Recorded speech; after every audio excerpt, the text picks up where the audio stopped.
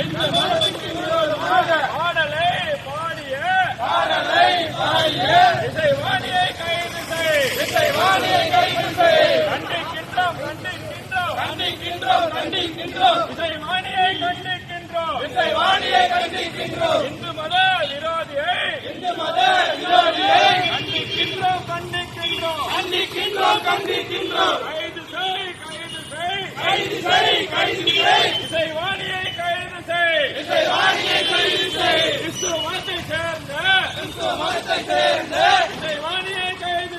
இசைவாணியை கைது செய். இந்து மத விரோதியே இசைவாணியை கைது செய். ஐயப்பா சுவாமிகளை மனதை புண்படுத்திய இசைவாணியை கைது செய்.